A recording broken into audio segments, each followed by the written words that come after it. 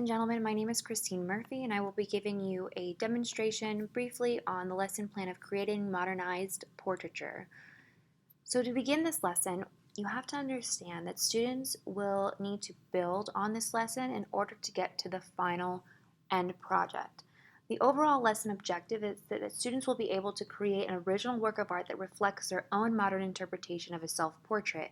In order to do this, students need to know the principal foundations of the elements of art, including the principles of design, and have prior knowledge about creating a self-portrait. Students also need to take time to investigate to learn how to create skin tone colors. They also need to have basic understanding and knowledge of color theory.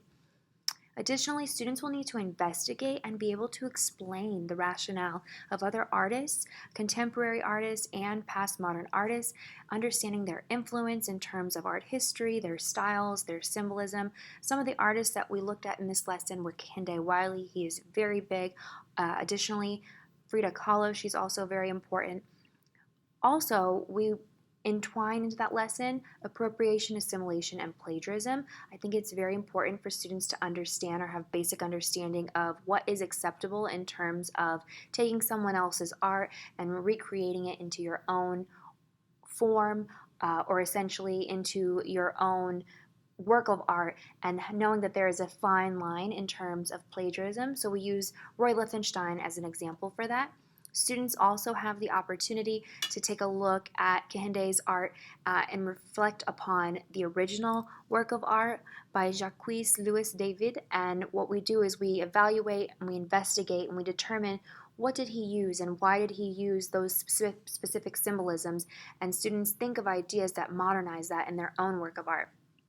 So for this project, with creating their own version of a contemporary Kehinde Wiley portrait, I like to have them do as he did, and they find a work of art through the Met Museum, anything from the 1400s to the 1600s, and they find something that they can see themselves in or that speaks to them. I did an example here with Queen Elizabeth, and then I have my daughter here posed in something that I could see her in a Disney costume with a crown. We then work on modifications and adapting this artwork so that way it can be created by everybody, all skill levels. Ultimately, I know everyone has their own abilities, but not everybody is capable of doing the same thing. So what we do is we use Illustrator or Pixlr, and I have those up here. Pixlr is a free editing software. You can design your own online. You can create the contours. So I have the picture uploaded under adjustments. You can click on posterize and actually adjust it to change the contours, print it out. It's pretty awesome. Or if you're familiar with Adobe, right, you can image trace the image and then you just change it to a high fidelity or a low fidelity photo. It provides the contours for the students. We print that out, and then students are able to trace that onto carbon tracing paper, and then they can see where they need to place the lines and all the individual markers, so that way they have a thorough and better understanding of what it is that they are creating. Here I have some other examples of students in the past who have created this work of art and had a lot of success. So I see here I have a student here, I have a time lapse of her painting and adding the different values. You see her on the middle and on the left hand side, all of the different contours, and that helps provide them with the opportunity to create a very successful work of art.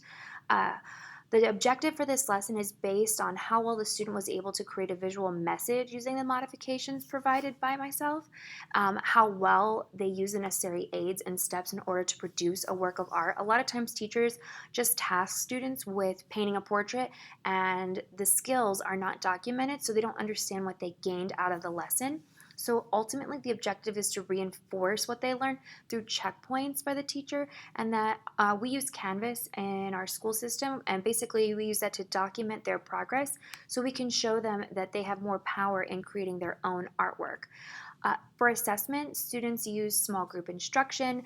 We also used a rubric in order to show mastery, and in my rubric a lot of the statement questions are I can do this, I can do that, and that's how students were able to determine if they had success in their artwork. And here I have some examples of student artwork. This was probably one of my more favorite projects to do. However, it is very lengthy, highly recommended for students that are in an advanced level, definitely not freshmen. They want to have at least 1 or 2 art classes under their belt. Potentially level 3 or AP would be highly recommended.